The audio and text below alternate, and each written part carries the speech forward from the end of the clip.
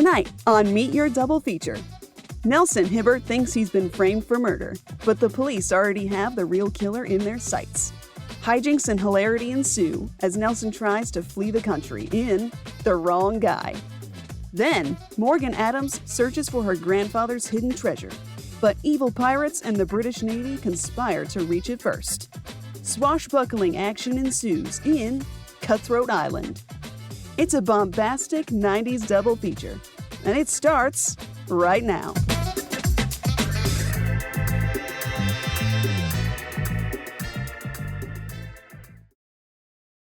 Hello and welcome to Meet Your Double Feature, a double-blind movie review podcast. My name is Thomas, joined as always by my brother Frank. Frank, how are you? Excited to be here. Excited to be here. He says that every time, so he must mean it. If you've never listened to our show before,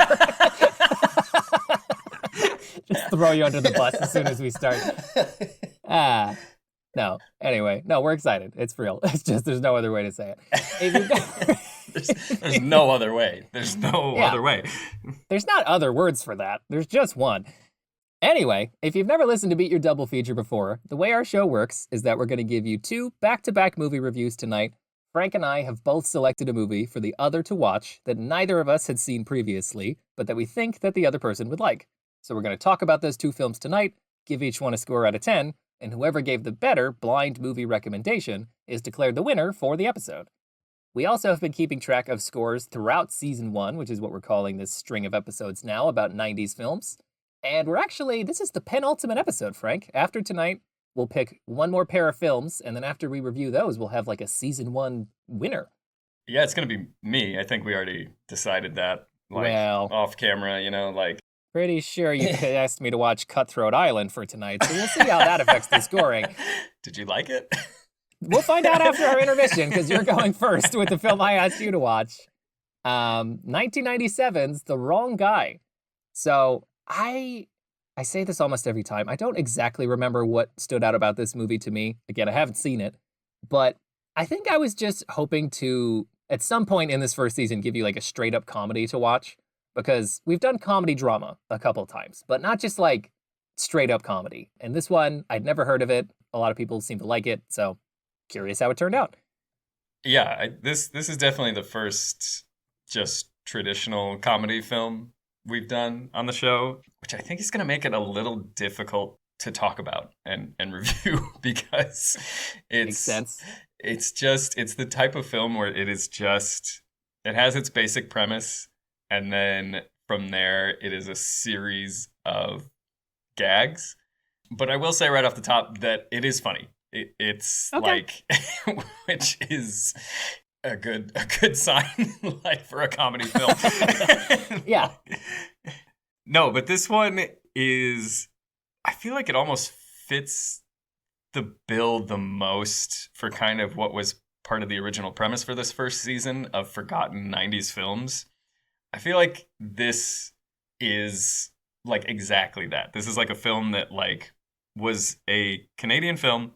It was a direct-to-video release. So, oh, interesting. Yeah, this did not have a theatrical release. So it probably did not have a large audience when it was originally made. And people would have really only seen this if they saw it at a local video store, presumably.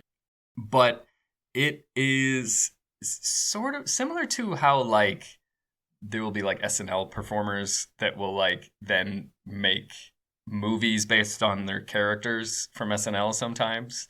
Oh gosh, yeah. There's a dozen of those. Yeah, exactly. This is almost like that, but for the Canadian sketch comedy show, The Kids in the Hall. Okay. I did know that it was Dave Foley. I don't really know Kids in the Hall, but I know that name. So that tracks with what I expected. Would you say, just ballpark, is this a better effort than some of those? Is it better than Night at the Roxbury? Oh man, Night at the Roxbury is such an interesting one to bring up because that movie is objectively very bad, but I do have sort of a soft spot for it. Yeah, well, those are the two kinds of ways to succeed with comedy. You can make a genuinely well-crafted comedy, or you can kind of bumble your way through a bad one that ends up being funny in ways you maybe didn't intend. This one is actually like quite competent. It's definitely better than A Night at the Roxbury. Okay. Which to me is what makes it feel like an actual hidden gem of this era in a way. Because I'm not super familiar with Kids in the Hall either, but from what I understand, they were a pretty influential like sketch comedy group that maybe did not like reach the level of prominence as some other ones or similar types of like sketch comedy shows. Yeah. But yeah, the lead in this film, like you said, is Dave Foley. He was also one of the main writers.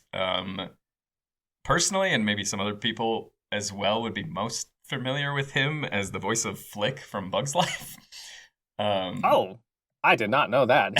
Oh, okay. Now I can picture the voice, so that helps. He has a very distinctive voice, and like I've always thought that about like especially about that character Flick. Like he has a really good kind of like he always plays these kind of like meek characters, but his voice, especially in Bug's Life, sort of has that like kind of heroic undertone to it. So like I kind of recognized his voice right away when this movie started. And I feel like he really carries the movie with his like comedic performance.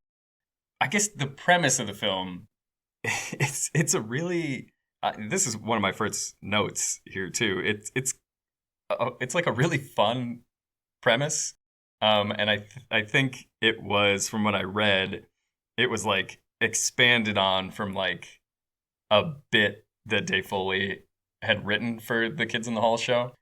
Essentially, it's our lead character gets into an argument with his boss because he was supposed to get promoted, but then he gives it to some other guy. And it's the way that this is revealed. I think there's going to be a good amount of this review of just me retelling jokes from the movie, but there's some good ones in there. Yeah, I like that. You tell me the funny, and I'll be like, but it's the reason he gets passed over for the promotion, because it's like revealed that he's like dating the boss's daughter, so he thinks he's like a shoo-in for this promotion. But then the boss gives it to this other guy, and he's like, yeah, you're dating my daughter, but he's dating my other daughter, and she's my favorite. And so that's why he gives it to the other guy. See, that's funny. It is funny. And so, like, they're in this, like, meeting, and, you know, Dave Foley's character, he's like, he gets so mad. He's like, I am going to kill you. And then, you know, he like, storms out. And then, like, later he comes back into his boss's office, and he's, like, you know, ready to, like, chew him out and, like, stand up for himself. And then, like, his boss has, like, a knife in his back. And Dave Foley like tries to like pull it out and gets the blood all over him, and then he runs away, thinking that people are going to suspect him of having killed his boss. But then like the immediate next scene is like the police like watching the security footage, and they're just like, so who's that guy that found the body and then ran away? So like immediately they just like he thinks he's on the run, but they know right away that it's not him. And that's the rest of the movie. I mean, it's just like it's him running away, and then there's like the person that actually murdered his boss was somebody that was hired by the other guy who actually got the promotion. And so that guy is like actually running away from the police, and Dave Foley keeps like inadvertently running into him. So that guy thinks that Dave Foley is like chasing him.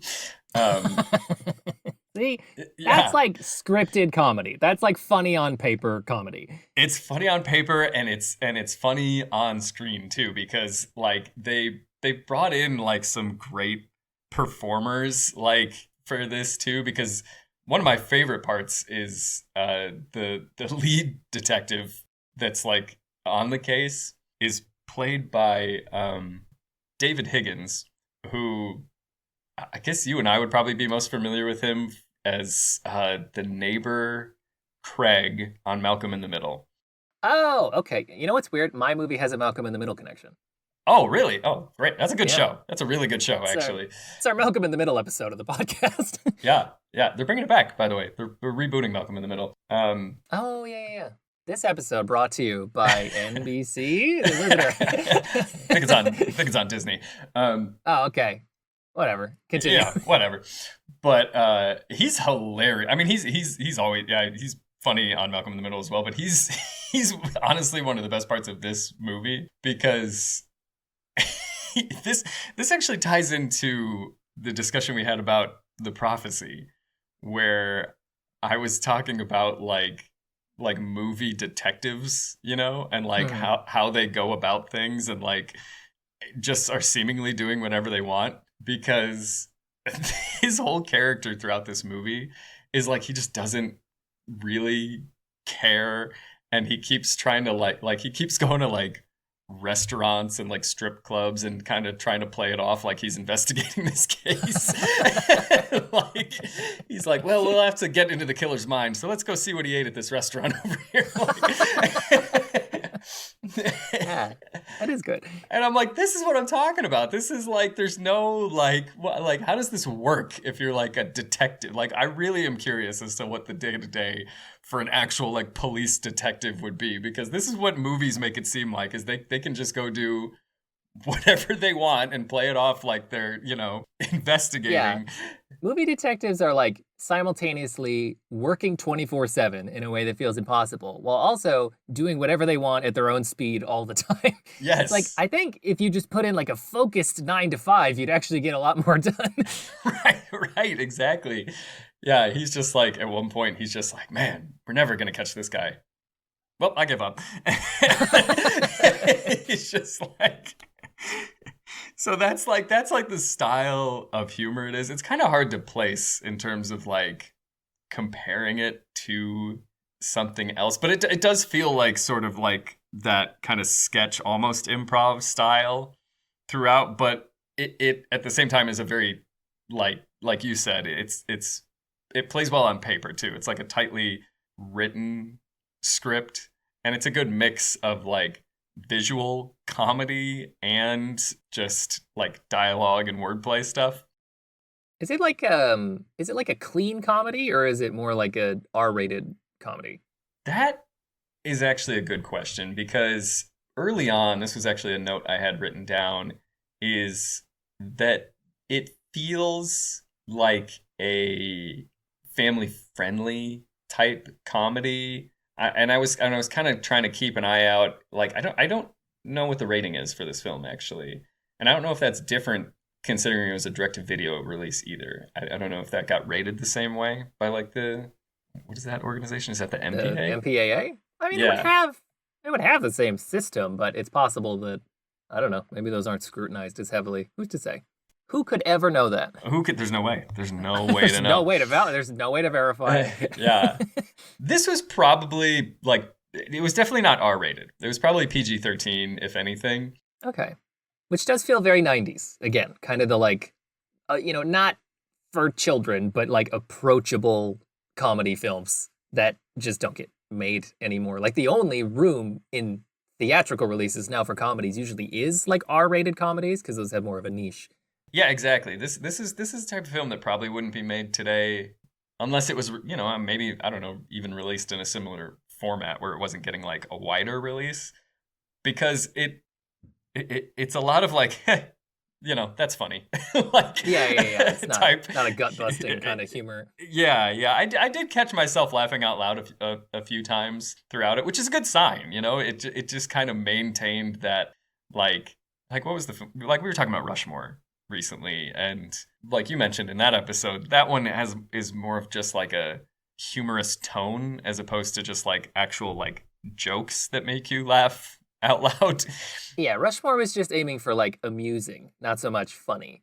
Yes, exactly. This is interesting in that it's like that is its sole intention is to make its audience laugh, but it feels very timely in a way that like I wouldn't mind seeing this type of comedy film like make a comeback. I feel like comedy films in general aren't made as much anymore, at least like traditional ones, because a lot of films have become like multi-hyphenated, like the fact that like Marvel movies have so much of that like kind of shoot-in comedy. Well, it's part of it is I think that people like going to the movies has become a much less accessible form of entertainment, both because you have decent alternatives at home and because it costs a lot of money. So people generally want to, or I don't know, like this is kind of a chicken and the egg thing, because movie studios made this move strategically and then audiences reacted to it, where like you really only feel like it's worth going to the theater to see a very theatrical type movie. something that's bombastic and loud and expensive. Whereas a lot of people might just skip a comedy and wait for it to be on video anyway. Sure, yeah. And even then, I mean, there's just such a plethora of things to watch, even like at home streaming, that it would be hard to place where this type of like comedy movie would land in that landscape, in that it would pull eyes towards it as opposed to something else. It'd be like a streaming original, maybe. Like Yes. some sort of Apple original film of some kind. I guess the closest like modern comparison I could have to this would be that recent Tim Robinson movie. Friendship? Yes, exactly. Right. And even Friendship had more of an angle to it in that it was playing on like modern indie drama tropes while also being like a comedy. I think this The Wrong Guy is like so earnest. It just seems like a very like, yeah, come see a funny, goofy movie. Not a goofy movie though, because that's about a dog. That's the Goofy movie. That's the Goofy. No, it's actually called A Goofy Movie. Oh, you're right. Actually, that's funnier. I get it now. I understand the title. This whole half the episode is just us trying to explain how comedy works. It's funnier when you explain it. They say the thing, and then it's not what I expected, so I guffaw. Yeah. Well, it's interesting though, because when I was watching it, and because it wasn't like a lot of modern comedy that people would be more familiar with now, where it feels like it's pushing boundaries as far as possible. This almost felt like childish in a way, because it's like, this is clearly a film for adults, but given how like tame the comedy is, it put it in this interesting place, kind of like looking back on it, if that makes sense. Like when this came out in 1997, I don't think it would have felt that odd, but like looking back on it and then like seeing the trajectory of like more modern comedy films and TV, it does land in a weird place, but I like it. I like appreciated it for being that, I think. Well, it sounds like that makes it feel like more of a time capsule, like more of a specific to that era of filmmaking. And I'm sure visually that's reinforced too. Like 90s films are in a very recognizable point in time filmmaking wise, because it's just like where technology had reached a certain point, but had not become like, we didn't have like all-encompassing CG touch-ups on films. We didn't have that kind of like modern desaturated look. It was just like the tail end of like purely almost analog filmmaking. Yeah, or almost kind of like the perfect intersection between that analog style and more of a modern digital style, because you were getting sort of a blend of both during that era, and even more so into like the later 90s, which was interesting for the time. And I feel that's why, like I said at the beginning, I feel like this one really fits the idea that we had for this season of like, what's just like a movie, because like there you could kind of come out with anything in that time, and it could, the reach it would have in terms of finding an audience was really varied, which has still always been true, but like I feel like especially in the 90s there was stuff like this that was like actually a sort of hidden gem that maybe very few people seen. You know, similar to like that's what I think the Kids in the Hall comedy group is as well. I think they probably have a very dedicated fan base, but they're not, you know, especially being like a Canadian comedy group too, like they might not have the same audience as like even like a Mad TV or something, you know, comparable to that. Well, yeah, definitely in the, you know, as viewers in the US would know them much more sparsely. I think maybe even in Canada, they probably have a stronger like home base audience, but it sounds like even there it didn't go theatrical, right? It just was a home release even in its original market. Yeah, which is interesting, you know? But that, again, that's kind of what I appreciate about it too. It's just like because I was doing some reading about it afterwards, and like Dave Foley and the other writers of the film, like they're very proud of it. They've said like they think this is one of their best works that they've done. Oh wow. Yeah, and I don't disagree. I mean, like it's you know, again, it's hard to kind of get into without just like repeating all the jokes. But like I was mentioning a little bit before, I'm always a big fan of like visual comedy, that sort of like Chaplin-esque presentation, or it almost feels like Looney Tunes at times as well. Oh yeah. Yeah, that's probably the most easy to understand connection for a lot of audiences, just like cartoon logic for like visual gags. Yeah, yeah. There's just one great scene I'm thinking of where like, he's on the run and there's like a train coming and he kind of climbs up onto this thing and he's like getting ready to like jump on the train as it's going by. And it just builds it up for so long, because you're just like, how is this gonna, like, in your mind, you're like, how is this gonna go wrong for him? Yeah, exactly. Where he's gonna jump onto this train, like, what's gonna happen? And as the train's going by, he like jumps into like an open like boxcar and then just rolls through and goes out the other side of the train. It's just like that to me. That's like Looney Tunes right there. It's just like it's set it up in a way where you're anticipating something, and then it's still sort of subverted your expectations because it's like, well, that's not what I thought was gonna happen when he would like jump on, and then it's like the gag keeps going from there because then he's like chasing the train and like trying to grab onto it, and then he like after like a bunch of effort, he finally does. And then when he finally does it, the train just comes to a stop anyway. So he could have just gone. That is such an underappreciated type of comedy, like you're saying, in that it's not, I think it doesn't play as well in advertising. Like, I think those comedies you're talking about that are a little bit more like boundary pushing, that's how you could sell that content to an audience at a glance. But it's so much more of a buy-in to even sit down to start watching something like this, where the jokes are a little more slow to be built up and then kind of pay off in a different way. Yeah, because there's no, I guess, like elevator pitch to audiences in a sense with this type of movie. It's just like it's a funny movie. It's a funny guy doing funny things. Funny movie. You guys in the mood for one of those funny guy movies? I got just the thing. Comedy?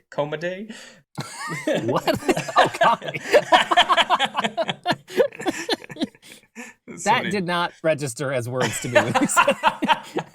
Well, it's somebody who's so unfamiliar, you see, with comedy. They don't even know how to pronounce it. Now that you've explained it, now it's funny. There we go. Exactly. That's how it works. Explain it until it's not at all funny anymore. Yeah. That's how it works. Welcome back to How Funny, with not how funny, but like how is it funny? See, the joke is like took words out. Yeah, so I like I said, I almost don't even know how else to describe the film really, because it's just like the narrative is so simple. He, for almost the entire runtime of the film, like he thinks he's on the run. He eventually like makes his way to this like small town where he meets Jennifer Tilly, who I'm sure anyone who heard her voice would recognize it instantly. I don't know if you are just. I know the name, and I know that's what stuff she's been in, but I can't recall any of it right now. So she's Mike Wazowski's girlfriend from Monsters Inc. Oh yeah. Okay, that places it. Yes. I think that'll probably help a lot of people. But she has an extremely distinctive, like breathy voice, and she's done a lot of dramatic roles too, but she's a great comedic actor. And her character was kind of reminding me of, now I'm forgetting this actor's name. I think is it Paul Rubens? You remember Rat Race? Paul Rubens is Pee Wee Herman. Oh, okay. So who are we thinking of? Who is it? So, are you thinking of Mr. Bean? Yes, thank you, Mr. Bean. Yeah. That's Rowan Atkinson. Rowan Atkinson, yes. Okay, so his character in Rat Race, who had like narcolepsy, it's the same thing here for Jennifer Tilly, where like she picks him up hitchhiking on the road, and then she just like falls asleep and like crashes their car, and then she wakes up and she's like, oh, I had one of my spells again. And she's like, yeah, let me, take you into town. And he's like, do you want me to drive? And she's like, no, don't be silly. You don't know the way. And then she just drives away. So it's just like, so, there's a lot of that. It's just one of those like jokes per minute type movies. Absolutely. And a classic kind of like almost road trip style premise. Like there's a lot of getting from A to B type comedy, which is very similar to, several things, but the first thing that comes to mind for me is like Dumb and Dumber. Oh, totally. That's a good comparison, actually, both in terms of like the time period and like style of comedy, I would guess too. Like between those two, Dumb and Dumber and this movie, and both movies again, like a lot of it is carried by the cast and like their performances, because like Dave Foley and Jennifer Tilly have like really great chemistry, even though she shows up more so in the later half of the film.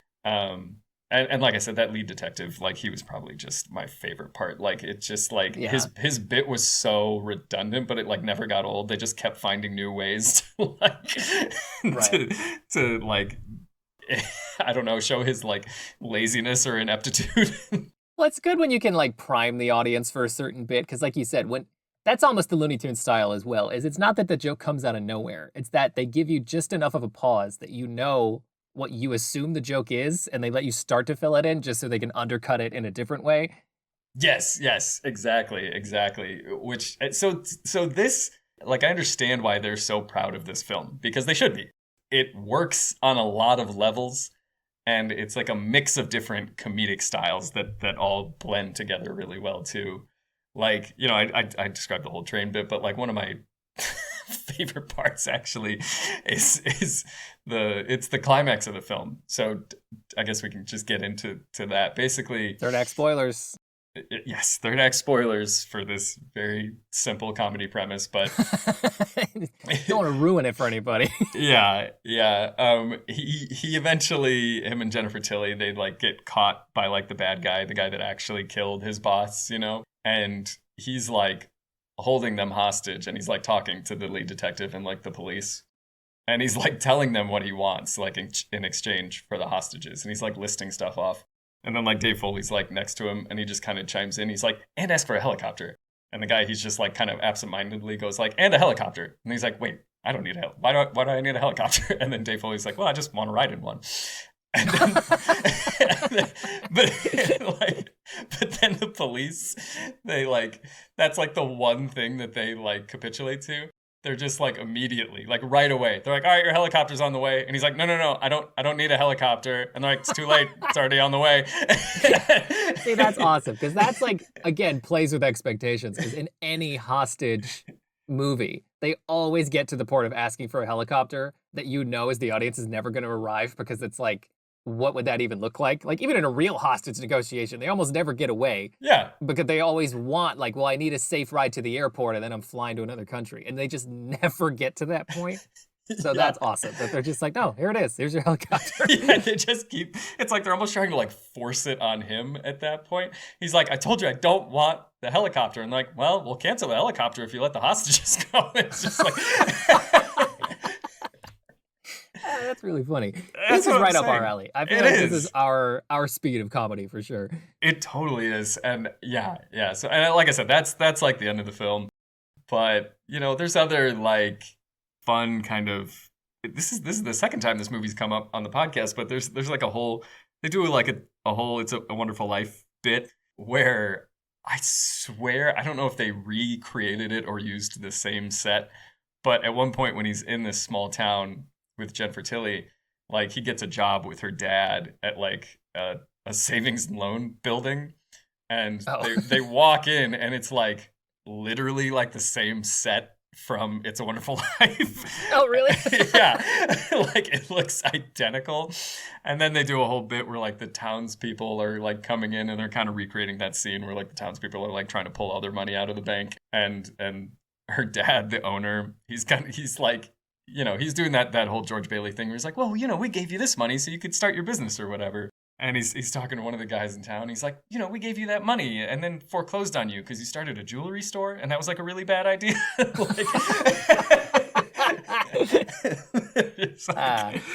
is it with, I feel like there's a lot of comedy people who are tickled by the story of It's a Wonderful Life, because I've definitely seen a lot of references to it in comedies. There's a whole SNL skit with Dana Carvey where he's doing the George Bailey voice, and like they get to what is the end of the actual movie where like the day is saved, but then he like continues and he's like, wait a minute, that old man Potter took all the money. He's the reason we are in this situation. And then it just cuts to them storming his house like it's like Frankenstein and just like beating the crap out of him.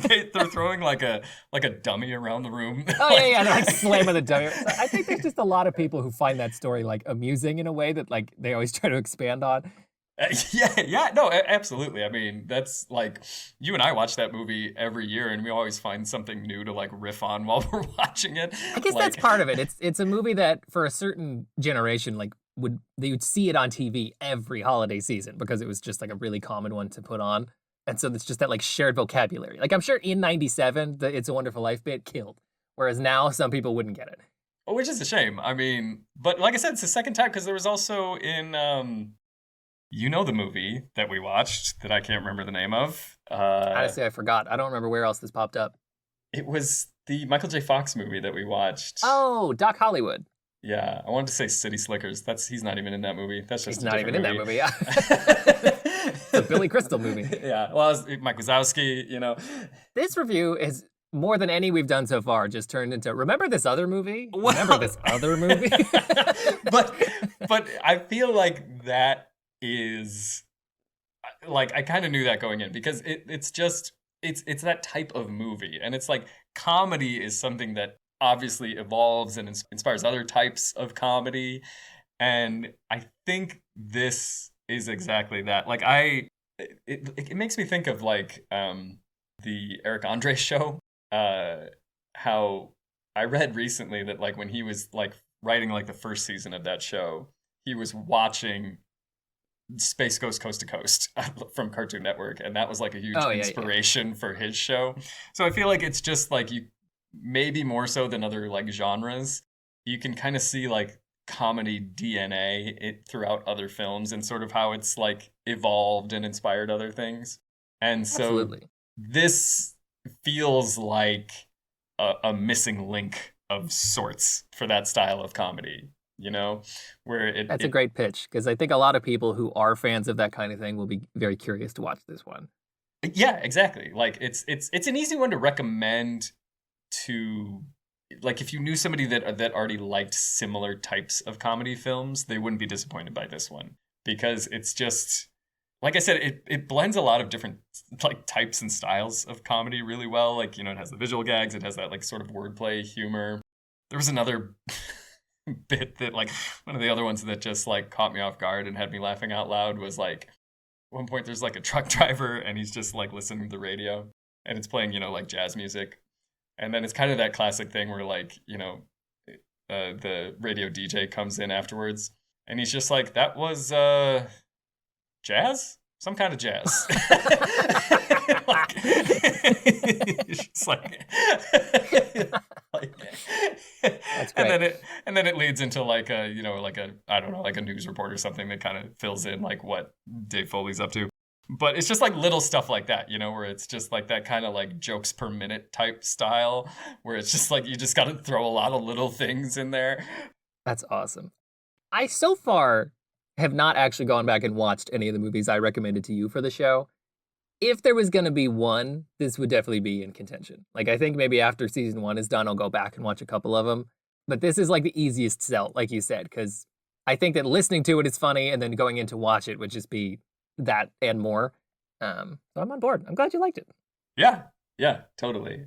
Like I said at the beginning, I feel like maybe more so than in any other film we've done this season, this fits the premise the best, I think. There you just go. Like a forgotten 90s movie that is worth revisiting.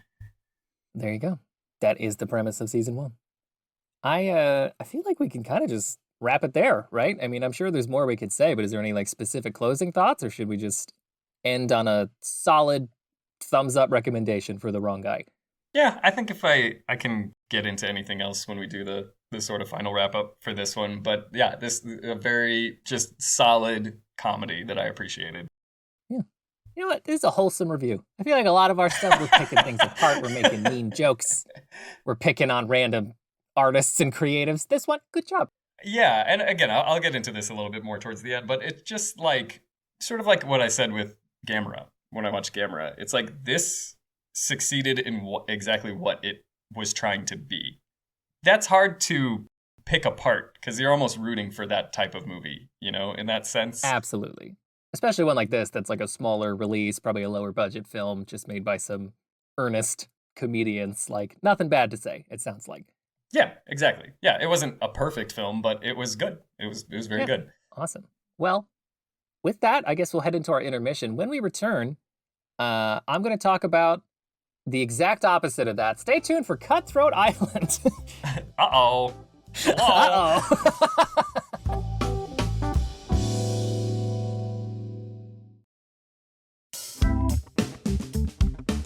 All right, coming back from the other side of the break. Frank, now I get to talk about the movie you asked me to watch, 1995's Cutthroat Island. Oh, why did you ask me to watch Cutthroat Island? You know why. Because it's so good. It's a pirate. Because it's so good. Oh, if only it was because it was so good. I think you knew when you picked it that it was like a record box office bomb, right? I did know that. I knew that. That's part of the reason I picked it, honestly, because okay, so this is what I knew about the movie going in. Okay, Your Honor.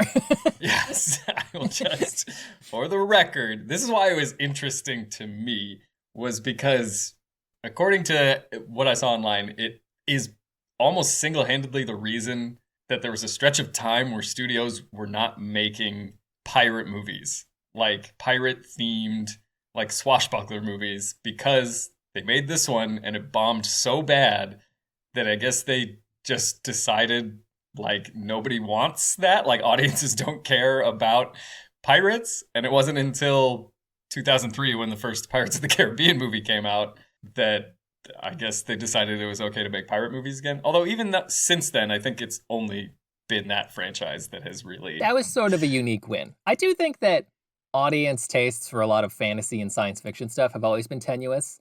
Like, up until Game of Thrones came out, fantasy was a hard sell in general for, like, film and television. But then since then, it's been a lot easier. 90s and 2000s, though, like, I get it. Cutthroat Island, you undersold how big of a screw-up Cutthroat Island was. It, at one time, was in the Guinness Book of World Records for being the biggest box office bomb in film history. Nice. Adjusted for inflation, it's still in the top, like, 4 or 5. And of the ones... Sorry, go ahead.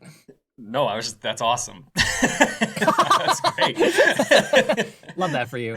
Yeah. And what I saw was like, it's hard to actually say for certain because film budgets are not the most transparent thing. It's hard to know exactly how much money was spent on a film to know how much of a loss it was. But of the ones commonly cited as famous bombs, this one made so much less money than all those other films. Like, it's not that it was the most expensive and it didn't recoup. There's examples of films that made $300 million at the box office, but were so expensive that they lost money. Cutthroat Island had a box office return of like $18 million. It was so much less than everything else on the list. See, this to me, like when I hear that, I feel like there's more to this story, because I feel like there was a very similar like circumstance with, I always get these two movies confused. It was the Disney animated film though. Was it Treasure Planet? I think it was Treasure Planet. Was a Disney animated film that the creators had been pushing for years. And because of like a falling out they had with some executives, like the advertising and like time that the film was released, it was like the company like purposefully buried the film upon release. And so it was like a box office failure for that reason. But it was also pirate themed because it was like a space sci-fi, but it was obviously based on Treasure Island.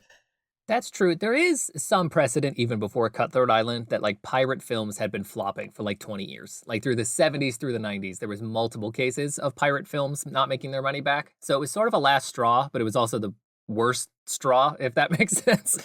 Well, but I was going to say more so like in that point with like Treasure Island, that felt almost intentional. And I do think, or wonder, I should say, like with this movie, if there isn't more to that story as to like why, like that this bombed so historically bad. I feel like there's more to that, which I haven't looked into. So there's a lot to it. There's a lot to what colored people's expectations of the movie, but also things that affected the end result of what the movie is. Like Treasure Island or Planet, fun animated movie, like not great, but fun to watch. Cutthroat Island is a big mess, and it's like a unbelievable mess because of just the circumstances of how it was produced.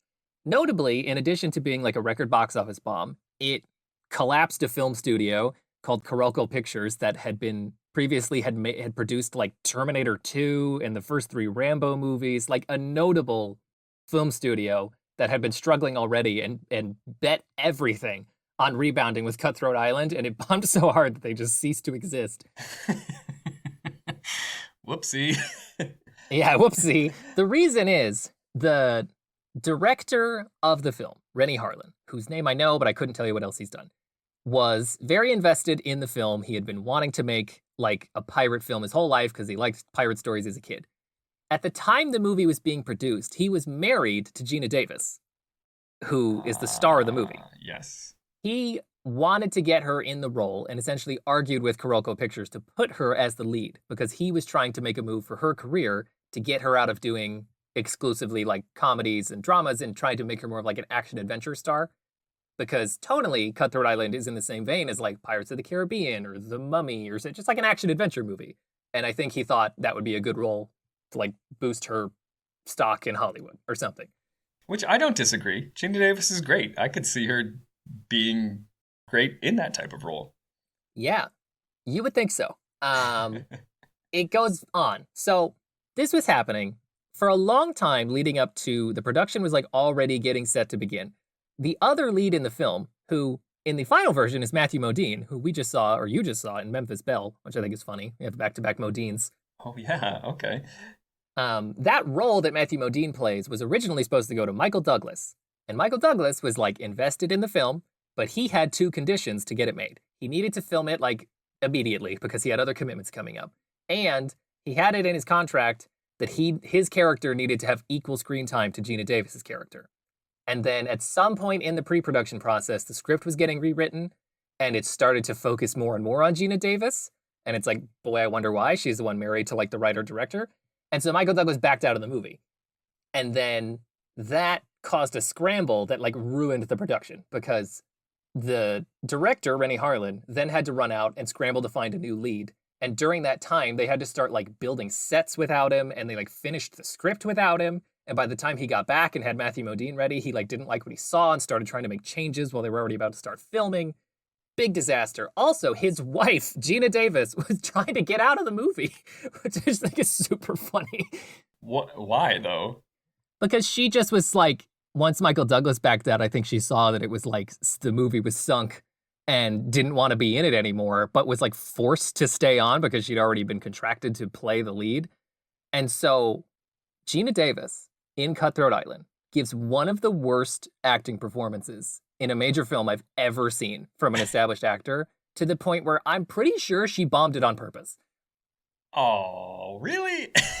I can't think of any other explanation for how bad every single line read is for Gina Davis's character. She's supposed to be a pirate from birth. She grew up on a pirate ship. Her dad was a pirate. She's taken over the crew of her old dead dad pirate.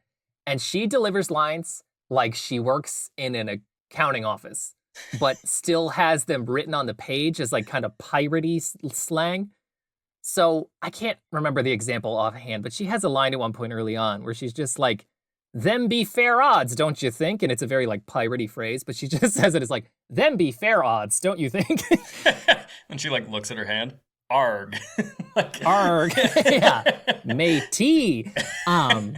It's abysmal. I think that everything about Cutthroat Island that doesn't work could have been salvaged a little with a fun lead performance from Gina Davis, who I'm certain was capable of giving one because she's great in like everything else she's ever been in. And I don't think it's really that much of a stretch on her range to be like, play a cool pirate captain, but she just doesn't act in the movie. She says her lines. She does a bunch of stunts, but she just refuses to perform or even like solidify what her character is, and it's extremely distracting.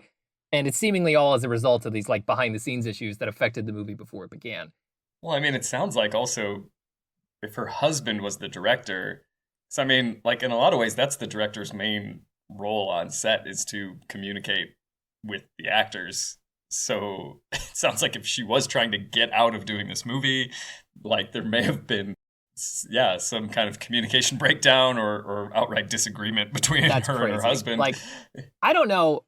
The thing I looked up did say was married at the time. I don't know if this like they got divorced soon after or if it was way later or what the actual impact was on their marriage. But the movie gets so ruined by the fact that you have to spend so much time with Gina Davis and she's doing such a bad job. Like worse than I know she's capable of doing. She should easily be able to give a like semblance of a performance as this pirate woman, and instead just kind of refuses to the point where I'm like, this is straight up unprofessional behavior if that's what happened. Oh, that's a bummer. That is a bummer. Because I was hoping it was like bad for other reasons as opposed to Gina Davis. I mean, it's interesting, I guess, if that's actually what happened. It's remarkable that a movie that's so visibly expensive, like it's not as expensive as some of these other historical movie flops, but it's a big, expensive, like impressive looking movie. Like the production design, they film out on real pirate ships. It looks like 90s Pirates of the Caribbean, which should be like an easy win to be like, hey, imagine if Pirates came out in like 1995 and everything about it sucked in the main. Imagine Jack Sparrow just being like, "Yar, I be Johnny Depp." Like it just doesn't work. That's what he says in the movie. Yeah. I'm Johnny Depp. I be Johnny Depp. And they're like, that's not your line. And he's like, I be Davy Jones? And they're like, no, Mr. Depp, please. I'm trying to think if there's any other key details. Oh, in addition to those problems, something I noticed throughout the film is that given they were in these like impressive locations with like actually filming on like islands and in jungles and stuff, I thought that the cinematography in Cutthroat Island was kind of weak. And I did learn from reading about it afterwards that at some point, the director, like the first person who was hired as like the cinematographer, like broke his leg while filming and had to be replaced. So he's out. In addition to that, the lead camera operator got into a fight with the director and was fired, and everybody sided with the camera operator. So like 24 crew members quit when the director fired this camera guy. Wow. A lot of this, it's sounding more and more like a lot of this is falling on the director. Like he lost control of this production, or was there was a mutiny. Literally, yeah. Like, do you think the DP, the cinematographer, do you think he broke his leg on purpose to get out of making the movie? Like, he's just like up in one of those like big camera rig chairs and he's just looking down like, "Arr, I could take a fall." He's an actual pirate. He's like, this is not historically accurate. Like Mr. Harlan, Peg Leg Jerry fell out of the crow's nest and says he can't film the movie anymore. He says he broke his leg, but then he looks and he broke the wooden leg. He broke his peg leg. I can't do it. I gotta go. And then he's just like, throw him overboard. And then, yeah, it's a pirate scene. The whole thing is a pirate scene. You get it. You get it. We don't need to make this an audio drama. You understand the bit. So yeah, Cutthroat Island had nothing working in its favor. And the end result is a movie that clearly had a lot of time put into it, and a lot of the work done was very professional and high quality. But what this leads to is like nothing about the movie is like funny bad. You know? Like sometimes people try to make something and they're like inept in some way or like unable to physically produce what they wanted it to look like, so it looks kind of funny. This is just like sad. Yeah, I mean, it honestly, I think this would be like, not that anyone would really care, I guess, but you know, general audiences, they'll go see a movie and if they don't like it, it's I feel like sometimes hard for them to articulate why, especially if it's like a big budget film. And I feel like this is a good example of like looking, like you said, like taking just a big budget film that has all of these moving parts and I guess showing how difficult it is to still make that work and make a good film out of it. Like, because it could easily be this bad all the time or much, much worse even. Yeah. I mean, that kind of sums up the production hurdles. I think that a lot of this too was very public before the movie came out. Like, I think it was a bit of a hot gossip at the time that the movie was a mess. And so I think in interviews since, Rennie Harlan has claimed that the movie's actually pretty good, but that nobody wanted to see it because they heard it was a mess. And I gotta say, no, the movie is very bad. I feel like that, if that's true, then that sort of explains the box office performance. Because something performing that badly must have, like you said, had negative word of mouth going in. Right. People would at least give it a shot if it's a big budget. Like, I don't know what time. I'm guessing this was a summer blockbuster movie, given the premise. I can't imagine people wouldn't at least give that more of a shot on like opening weekend and then find out that it's bad. Yeah, because I could see you could easily cut a trailer for this that would look exciting, I imagine, if there's enough action sequences in there. There's a lot of impressive stunts. There is a surprising amount of explosions. It looks like Michael Bay made this movie. It's littered with unmotivated explosions. You know what I mean? Like where you're just like, wait, what is that? Why did that blow up? Like there's a bit at one point where I'm going to get into the actual story here in a minute, but just let's jump ahead a little bit. There's a point where Gina Davis and Matthew Modine are trying to escape like the British Navy, very similar to the opening of like Pirates of the Caribbean 1. And they're riding through Port Royal, because we're still in Port Royal for some reason. It's the same as that. Yep. And there's a ship on the shoreline that is firing cannons at them, like on the dock, like in front of all these buildings. And so the cannon fire is hitting the buildings and making those explode. But the way it was set up, you see the explosions like come from inside the building. Of course, like there's no impact on the facades. They just explode from within. And it's like, what kind of neuron laser did this pirate ship have? Like, it doesn't make any sense at all. That was a bomb building, obviously. They shot a building full of bombs. He shot a cannonball through an open window, and it landed in a building full of bombs, and the building blew up. Yeah, it's common stuff, really. I don't know what you're confused about. So the whole movie's littered with that. Yeah, my question is, did you see ways in which this film visually may have inspired the Pirates of the Caribbean movies, though? Because that, to me, is interesting if, this movie was a complete failure in a lot of ways, but may have, in a different way, almost been a jumping off point for those movies. It's funny. It's funny you say that. At one point in production, the script they tried to sell the script to Disney as Pirates of the Caribbean because that ride at Disney World already existed. And they were like, we have a pirate script. Maybe you could produce this and call it Pirates of the Caribbean. And they turned it down. And then years later, they made their own. So there is a direct connection there. They're like, hey, that's a good idea. We should make a Pirates of the Caribbean movie. Not this one, though. This one looks like a big mess. So yeah, there's a connection. There's a common thread. It feels like somebody made an AI, typed into an AI, like, make Pirates of the Caribbean, but it's 1995. And it sucks. It sucks. Yeah. Yeah. I mean, I feel like there's, like we were talking about in the previous film, that sort of, maybe lesser known properties that inspired bigger ones that you may be more familiar with. I feel like part of the DNA of this movie is probably still in Pirates of the Caribbean, or like you said, maybe even part of the reason that those films exist in the first place. Could be. Yeah, I don't know, like, what if that thread carried all the way through to 2003, and then they were like, we're going to make it ourselves. But it is interesting knowing that at one point in time, this was going to be Pirates of the Caribbean, and how it existing and failing could have prevented the real Pirates trilogy from ever being made. Yeah. And you also said, Michael Douglas was the original lead? Yes, which sounds really weird to me, because he seems like he'd be too old in 95 to play that character. But am I misremembering? Is his dad not like Kirk Douglas, who was like a pirate movie guy? Oh, gosh. I'd have to look that up to be certain, but that sounds correct. I'm going to do that right now, just to confirm. Right. Yeah. Yeah. Scallywag. What'd you call me? Kirk Douglas film. That was just like the first thing that came to mind when you mentioned that he was in it. It seemed like it was sort of like a type of almost like legacy casting. Yeah, maybe it would have been really good. I mean, it sounds like the issue with Douglas and the scripting and stuff is probably just like a Hollywood contracting thing. Like, I'm sure it was just negotiated to be that way because he wanted to be like an equal lead. As the movie ends up, the character that Matthew Modine plays is definitely not given equal time. In a way, no one's given time. Like, this movie runs for like 2 hours and somehow nothing happens. Oh, that's the worst. It's so frustrating. Like, the editing. Let's get into the actual like rhythm of the story. Okay, Cutthroat Island, big production mess. We know that. If we accept all of that, what did we actually get? So the movie opens with a very confusingly edited sequence where Gina Davis, whose character's name I think is Morgan Adams. It's a good pirate name. It's a good pirate name, Morgan Adams.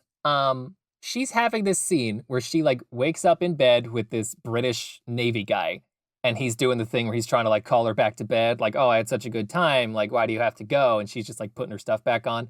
And then he like reveals that he actually is in the Navy, because she doesn't know this. And he's like there to capture her because she's already a wanted pirate. He's like, little did you know that I kind of tricked you into bed with me, and I'm here to like get you captured. And he pulls a gun on her. And then she says like, oh, I already knew you were going to do that. And then she tells him that she took the like, I don't know what you call it. It's like a little old timey gun. So she says like the balls out of the gun, like the bullets. Mm-hmm. And so he has a really weak line where she says, I took your balls, and then leaves, which is awful. But then that scene's playing out, and I'm like, okay, so she knew that she was being tricked. and must therefore be there to steal from the Navy? No. No, that's it. She just wanted to have sex with that guy, but it's like, don't worry, you can't capture me, I'm leaving. There was no ulterior goal. Like, she just wanted to sleep with this guy and was like, but he's going to try to arrest me, so I'll just take the bullets out of his gun. Right. Yeah, absolutely. In a better movie, that would have led into your sort of opening, like, action sequence that kind of shows how good a pirate she is, and, like, she's... Where, like, he looks over on the bedside, and then he's like, oh no, the, like, important MacGuffin map thing is missing, and then she's, like, running away, and he's like, I'll get you, Morgan. So, yeah. Instead, Geena Davis just wanted to get laid, which is, like, good for her. You go, Queen. But like, it's like you could have picked somebody else. So she goes on, she gets on a horse, she meets up with like the rest of her key pirate crew members, one of whom, in an early appearance, is the older brother from Malcolm in the Middle, Francis. Oh, awesome. Yeah. So I thought that was funny that we both had a Malcolm in the Middle. Sorry, you were just like, yeah. Anyway. I just mean, like, it's not that notable, but I was like, oh, I've never seen these actors in other movies. But then you saw one in The Wrong Guy, and there was one here in Cutthroat Island. So oh, true. That's yeah. the connecting that's right. thread today. Sorry. Yes, I forgot you mentioned there was a Malcolm in the Middle. I get it now. Sorry, I wasn't listening. What are we doing? So she meets up with her crew. The guy from Malcolm in the Middle is there. And they're riding away on horses, and you get this like opening music sting and this like really impressive cinematography at the beginning of them riding along the beach on these cool like islands, and I think they filmed it like Thailand or Malta or something. Really, really pretty shots. But there's dialogue overlaid on them where her crewmen are like, oh no, Morgan, the evil pirate crew is here. They've captured your dad, our captain. They're going to kill him. And so in the same sequence where she's still leaving the house where she slept with that dude for no reason, she's like, oh no, my dad's gonna die. And so now her decision-making looks even worse, because it's like, Morgan, because this all happened at the same time, I guess. And so then she's like riding along the beach. There's a dude in like a tiny little like dinghy rowboat who she kicks in the face. And I'm like, I hope that was a pirate and not just some fisherman. And then she takes the rowboat and tries to row it over to the bad guy's ship. And this is where we meet our villain, played by Frank Langella. His name's Dog. I don't know why. Sup, dog? Sup, dog. I mean, there's a couple of dog jokes in the movie. Like, I think at the end of the movie when Geena Davis kills him, she literally says, like, bad dog, and then, like, shoots a cannonball at him. And I was like, again, what movie do you think you're in? Oh, my gosh. That's all you need to say about this movie. Yep. But he has one, too. He has some other dog-related pun. But, like, this family tree is confusing. So, at the beginning of the movie, they give you this clear implication that Dog knows Morgan's dad, and that they probably used to sail together, but now they're enemies, and they need, like, the premise of the movie is that they need these 3 pieces of a map in order to find a buried treasure. Her dad had one, her uncle has one, and Dog has the 3rd one. And then he keeps saying stuff to her like, oh, your old Uncle Dog.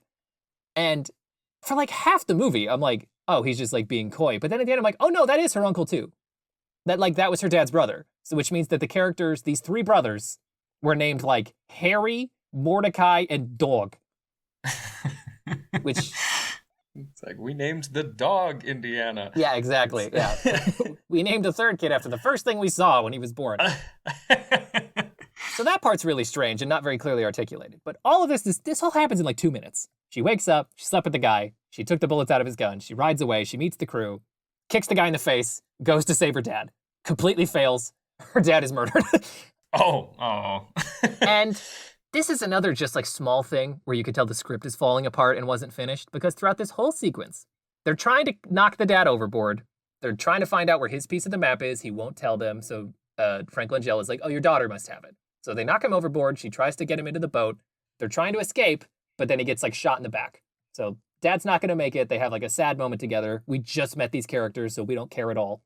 And during this whole scene, Geena Davis calls him father over and over and over again. She just says, like, father, no. But then later, after he's dead, for the rest of the movie, she calls him Harry. Like, I'm sorry, are you, like, less intimate with your dad now because he's dead? You're going to call him by his first name? Yes, call him by his full government name now? Yeah, Harry Bad Dog McCree or whatever. Like, it's a classic example of just, like, no script continuity.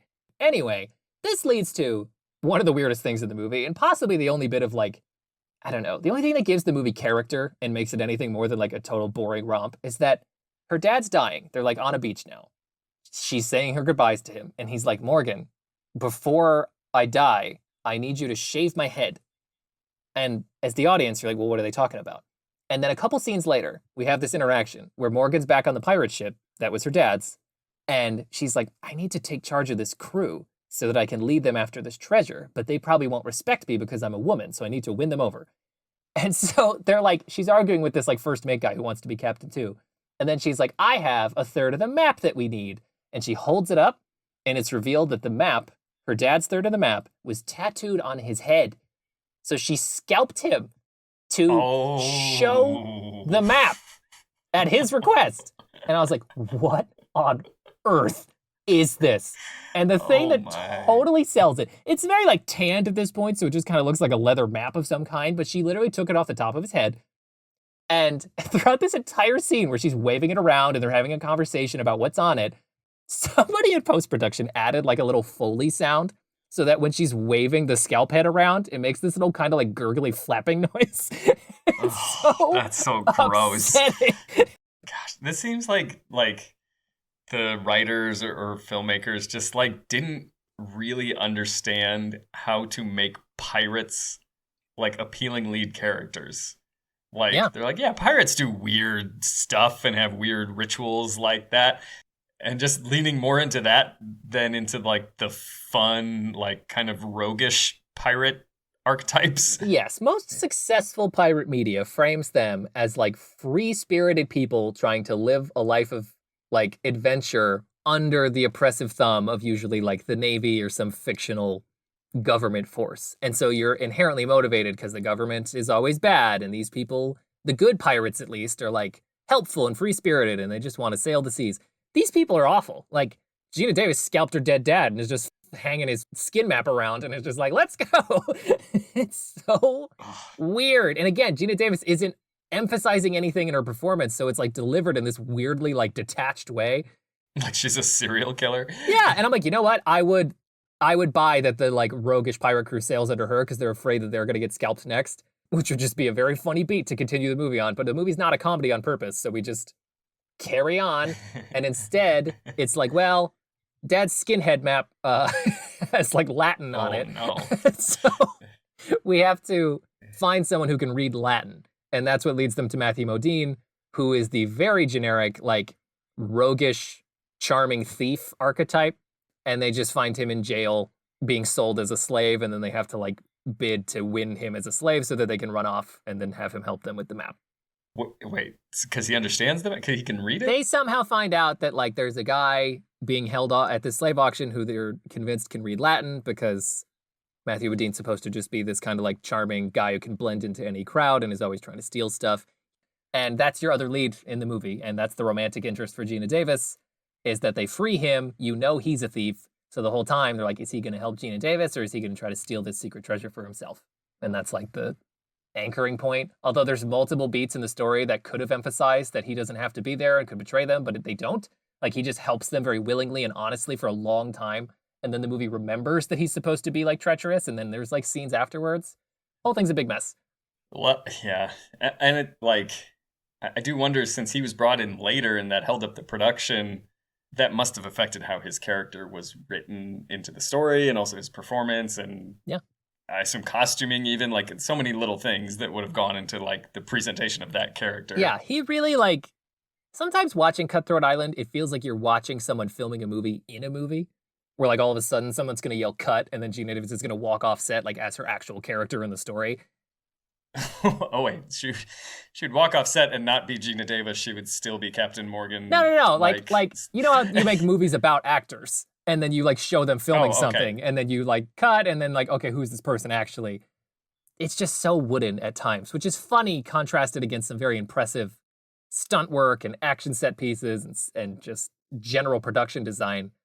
I can't even really think of how it's like the story has so few beats. They get the scalped map and then they go visit Gina Davis's uncle for his part of the map, which his third of the map is also not a regular map. It's like this bronze half circle with his part of the map engraved onto it, which is really weird because 1/3 of the map is a man's head. The other third is like a bronze disc. And then Dog, the bad guy, guess what his third of the map is made out of? A regular map. Want to guess? It's just a regular canvas map. Like, does it make sense? So there's literally they ran out of ideas. There's literally a scene where the main characters get all three, and they're like piecing together, and one of the thirds is in 3 dimensions because it's like a giant hemisphere, and then it's like skin map, and it's like, hey guys, why didn't we all just use paper maps? Yeah. Well, also, what is this? Are they looking for the One Piece? Like, what is this treasure? Who buried this? Like, why is there what's this map system? I believe the movie only says this once and then forgets about it, but it's supposed to be their dad's treasure. So Gina Davis's grandfather's treasure.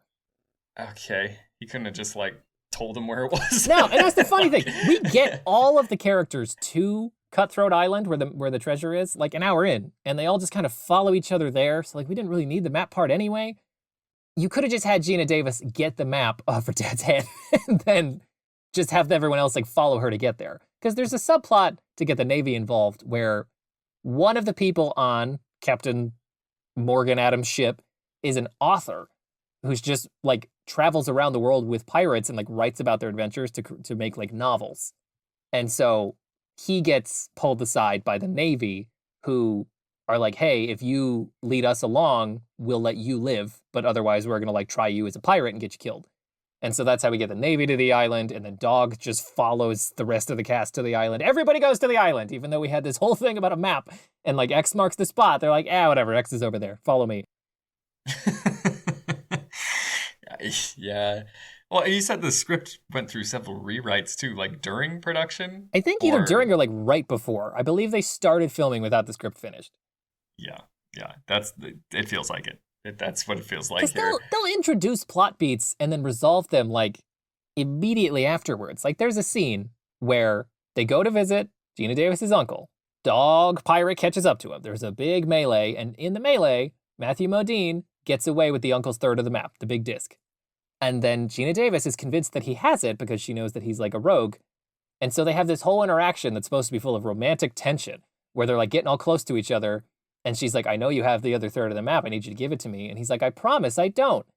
And then she leaves. About 20 seconds pass in the movie. And we cut to another scene that's like later that night of Matthew Modine trying to like use both parts of the map to find out where it is. And then she catches him. And she's like, I knew you had the map. And it's like, we just talked about this. There was nothing in between. They're like, I wonder if he has the map. He has the map. Like, oh, yeah. Yep. Well, that's unfortunate. Yeah. I can't even like, there's so many weird lines. The only person who feels like they're trying to like salvage it is Frank Langella as Dog. Like he growls every single line because he's a dog, I guess. He like growls all of his dialogue and tries to play it all like silly, you know? That's like a thing. You'll have like a good actor in a bad movie and they'll try to really like ham it up to make up for it. And he does that a little, but it's not really that entertaining. Well, it sounds like nobody was on the same page here. Not at all. You know, like even just talking about those three, like Gina Davis, Matthew Modine, and Frank Langella, it seems like those three all thought they were in different movies. Yeah. And it's just not like congealing at all. And this, I don't know. It sounds like a very troubled production, which, like you said, like near the beginning, like that can sometimes lead to something that's like fun. That's like so bad it's good in a way. Absolutely.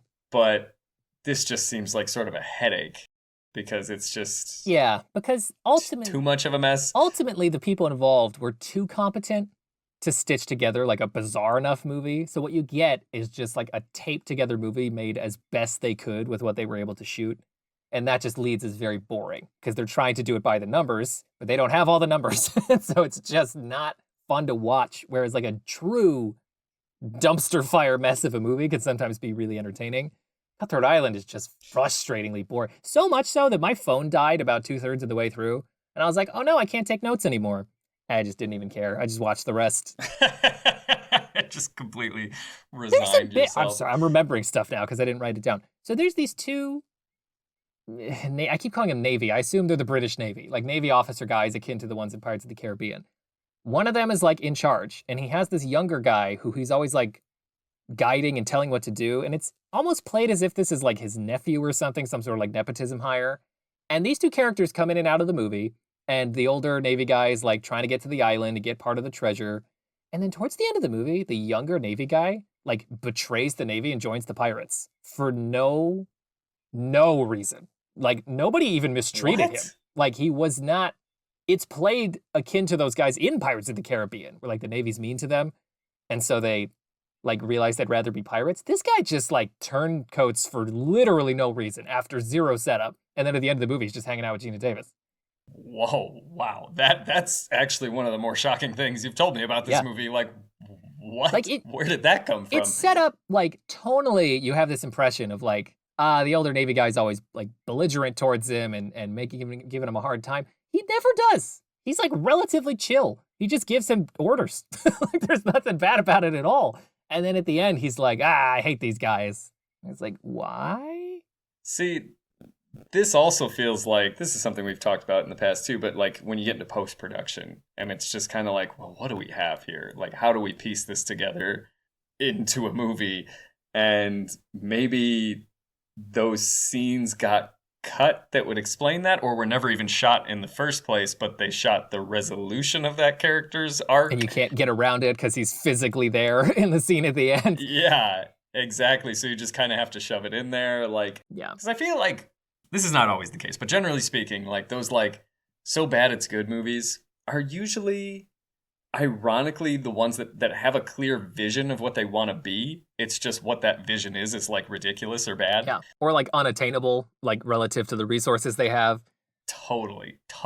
Like, and that's why it's funny, because it's almost endearing in a way. Whereas this just feels like there was a lot of money and a lot of ego and a lot of production hurdles, and it just never knew what it wanted to be. Like I said, the three leads sound like they are in three different movies and have no idea what the tone is or even what their characters are supposed to be. And the story is so flat and advances at such a snail's pace that by the time it's over, I was watching this with my wife, and she said when it was over that she felt, quote, elated because the credits started. Like, not like, what a good experience, but like, oh my God, I can leave now. Yeah. That's what the director meant, where he's like, yeah, it's actually pretty good if you watch it. Like you'll appreciate your life. Appreciate the rest of your life. Yeah. You'll step outside and be like, oh gosh, the sun. Yeah. Now, I'm looking at the Wikipedia page for this movie, and I do see that there was a video game tie-in. Have we? Oh, I should have started with that. So in our started with it. Well, in our episode 9, we talked about the No Escape video game, and I ended up doing a little let's play off camera and putting the footage in the episode on YouTube.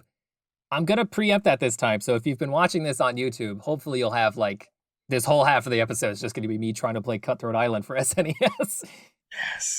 Yes. Good stuff. I want to see that myself. If the movie we review has a Super Nintendo game, we will find a way to play it. Yeah, this is the second one. Yeah, I think at least 2. Unless we missed some, yeah. I don't think Rushmore had one. I know we talked about that. I don't think there was a Rushmore game. Anyway, Cutthroat Island sucks. So, yar.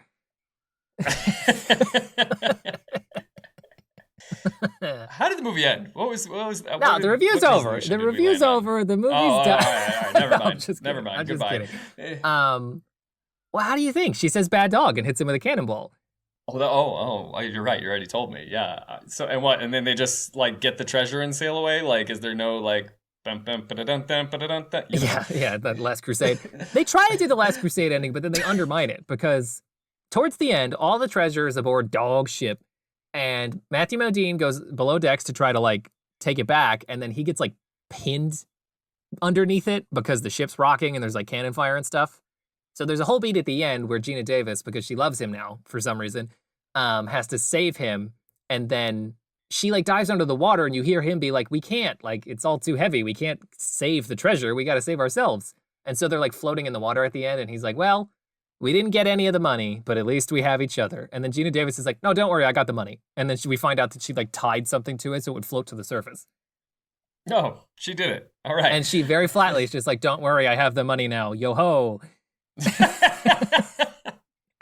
And then it plays the Pirates And of the then Caribbean it plays the music, Pirates which of the is actually Caribbean. what I was trying to hum there, but you called it Indiana Jones. I thought you meant the end of Last Crusade, where they leave without the thing, but they like ride off into the. Oh, right. Yeah, I guess both works. Yeah. Yeah, that's it. That's the end. Oh, all right. Yeah. Okay. Bad dog. Ended on a very sad. Yeah. And then the credits rolled. Everybody claps because they could. They could leave now. They're like, we're running out the door. Yeah. Okay, so what I'm hearing is you really liked it. Yeah, It was really good. Really good. Yeah. Well, scores? Dun, dun, dun, dun, dun, dun. Oh, yeah, sure.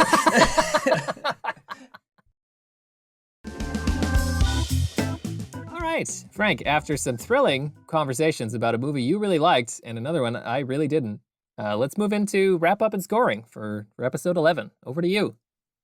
Yes, The Wrong Guy, I enjoyed it. And I feel like this is, I think you've given this score once before, but this, for me, I think is a 7 out of 10. Oh, it's a 7 out of 10. The elusive 7. I think it's a 7 out of 10 because it's just like a movie. It's just like, it's just like that. Like I was saying in comparing it to like Gamera, it absolutely succeeded in what it was trying to be. And it wasn't the best version of that thing I've ever seen, you know? I think like a 10 out of 10 movie that would be similar to this one in a very similar category would be like Clue. The 80s Clue, yeah. Yeah. Mm-hmm. Like that to me would be like a 10 out of 10 version of this, and this is like the 7 out of 10. Yeah, like a good effort, but it feels like it didn't aim very high. It was a simple story. Yeah, that's a good way to put it. Yeah, absolutely. But it executed on it well, and it was likable and enjoyable and funny at times, and so it just kind of it like nailed that sort of like middle of the road comedy approach. Inoffensive, just very straightforward. That's a good 7, you know? You want a movie just that you know you're gonna not hate, but you're not looking for anything like is gonna blow your mind? Wrong guy. Yeah, exactly. Okay, perfect. It's worth checking out. Definitely a recommend. Okay, good to know. Cutthroat Island.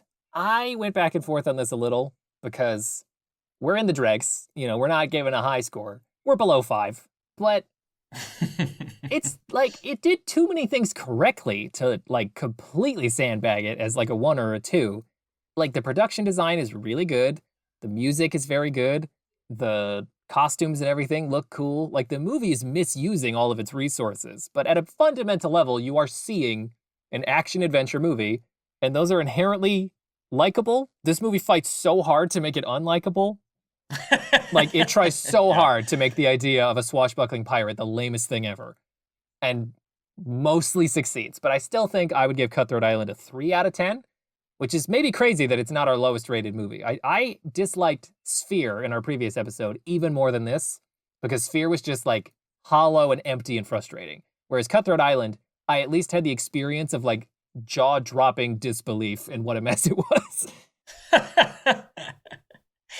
Yeah, it's I mean, honestly, between the two, between Sphere and this film, like I think both of them, I guess, are examples of what I was mentioning earlier of just like you can have a lot of talent attached, you can put a lot of money into the budget of the film, and like it can still be a visual spectacle, and none of that matters if it's just not a good story or doesn't have the right direction or artistic intention. Or if your main character sandbags the whole movie and decides they don't want to be in it, and so they just don't act in it. Yeah, absolutely. Sphere was more surprising because I thought that one would just be like, I don't know, what is this? You know, just like kind of a random sci-fi movie. This one has the most well-known thing about this movie is that it's bad. Or at least that it didn't make any money. Notorious box office failure, bankrupted a studio, possibly ended a marriage. We can't say. Possibly, most likely. Maybe a few in the audience. We don't know. Maybe. It's like, why did you take me to see this movie? This is the last straw. How many pirate films, Steve? Not until 2003 will I watch another pirate film. But it won't be with you. Aw. Yeah, 3 out of 10. 3 out of 10 on the grifter scale. On the grifter scale, right down there with grifters. We have run the gambit. I think we've had every score except for a 1. We've had 2 through 10. I would be very curious to see a 1. Because like a 1 in its own way would be like almost like too noteworthy, you know? Yeah. Like it's like, what would something have to do to be like a 0 is also an option too. We could even go into the negatives if we want, but I think it would have to become about intention, like negatives. I think a 0 or a 1 would be like, what's that movie, Triumph of the Will? What's that like Nazi propaganda movie?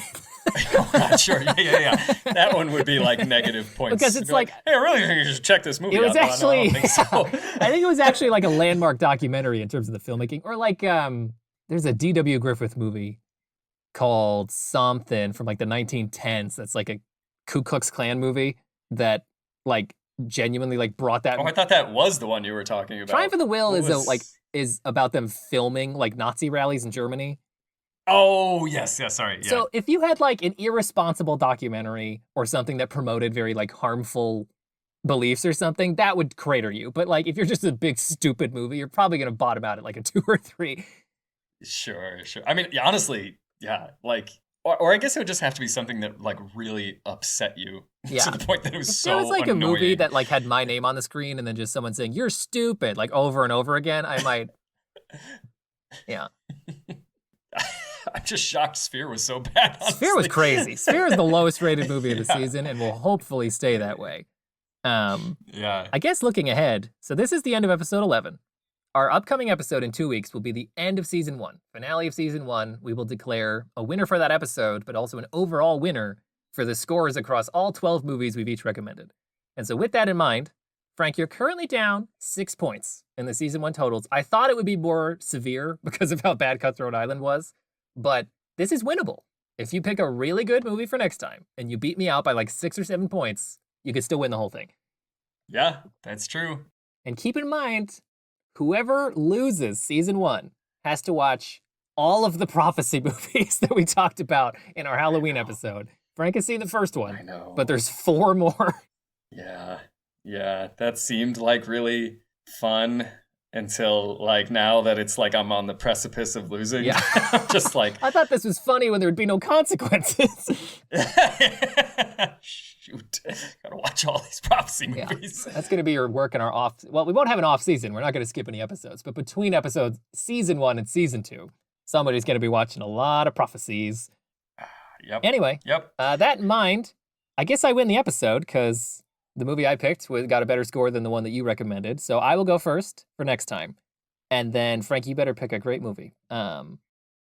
So when I was typing in Cutthroat Island, I was watching it on Tubi, the like free with ads streaming site, because that has a lot of these ones we've picked for the show. And as I was typing in Cutthroat Island, a movie popped up called The Cutting Edge, along with, much like Prophecy, like 6 sequels, all called The Cutting Edge. And I was reading it. I was like, What's this?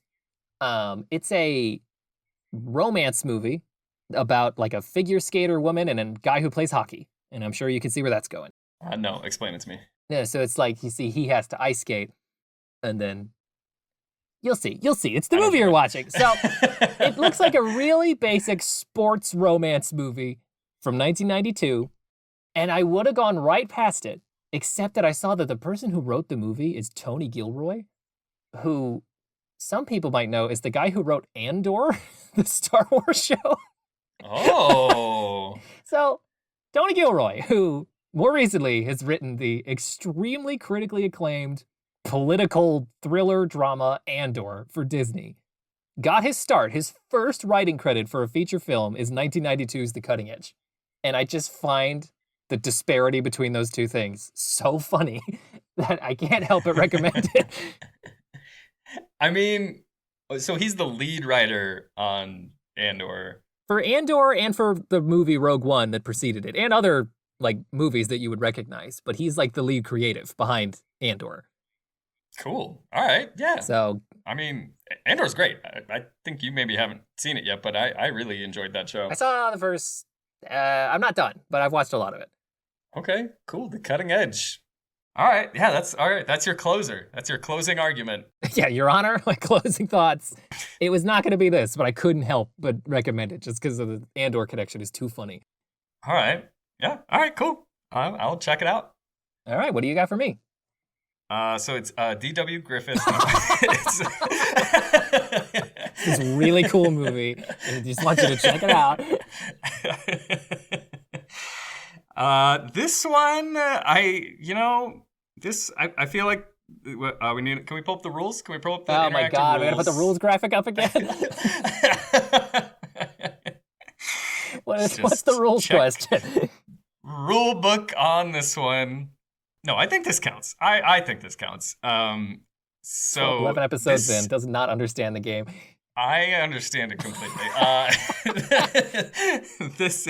going with a big swing. Okay, this is my closing argument. Okay. All right, this is a made-for-TV movie pilot Wait. for a television series. Whoa, hold on. It's a feature film made for television that was supposed to kick off a TV show. That did kick off a TV show. Oh, it did? Yes. Okay. This is 1993, Babylon 5, The Gathering. What?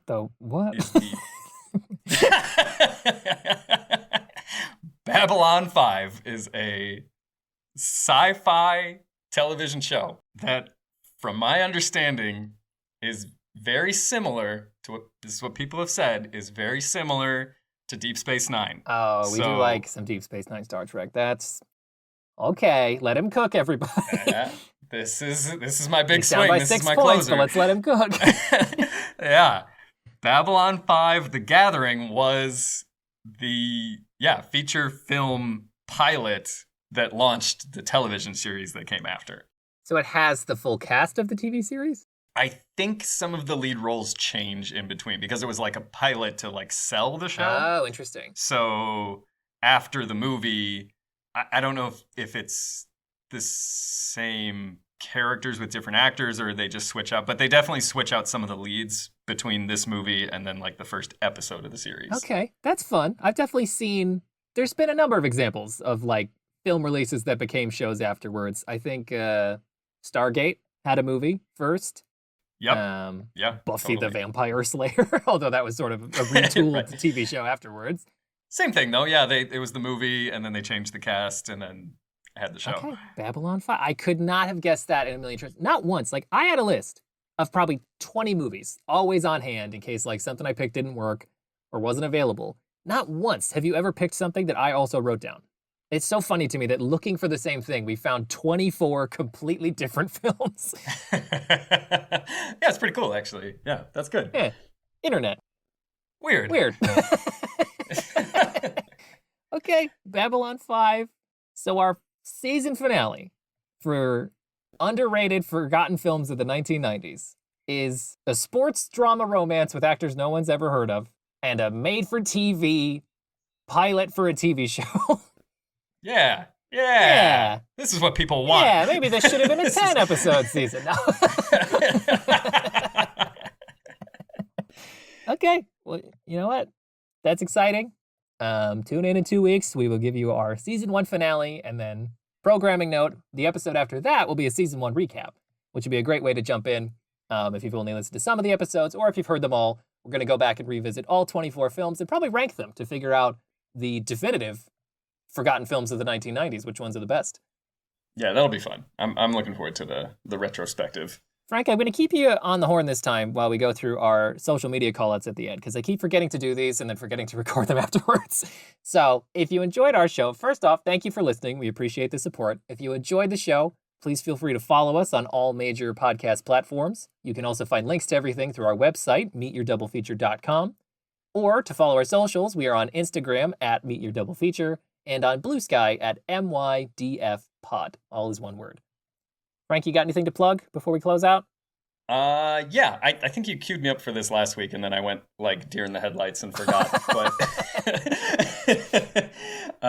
you can also check out Sardonic Motion Pictures website, which is the production company that the independent film that I co-produced with my good friend Austin, who we've talked about. We'll probably try and have him on the show soon at some point. But yeah, you can check out that. Our film just finished its festival season. And what's the movie called? Nate and Mariah in Venice. Yep. It is our feature film debut, which we're very excited about, and we're very excited to have it screen at several different festivals all over the country, so that was really cool. But if you want updates about that, about when that's going to be appearing on streaming platforms early next year, then you can check out the website. And then also, if you want to stay updated on any of our future projects, that'll be on there as well. Both of those links to the Meet Your Double Feature website and the Sardonic MP website, those are in the description for this episode on all platforms. You can always go down there to find those. With that, thank you so much again for watching. We will be back in 2 weeks. And before we go, Frank, you're going to close us out on something. Uh-oh. Uh-oh. Uh-oh. The Christopher Walken does the outros. Oh, he's here in the studio. Oh, no, wait. That's... I was trying to do him, but he was supposed to be walking into the studio. Realizing that he was in the studio. That is some avant-garde improv work. That's him being like, oh, wait, it's a mirror. I'm reflected in the glass. It's like a fun house. It's like a fun house. All right, that's it. Cut the feed. Cut the feed. The show's over. We'll see you in 2 weeks. Bye-bye.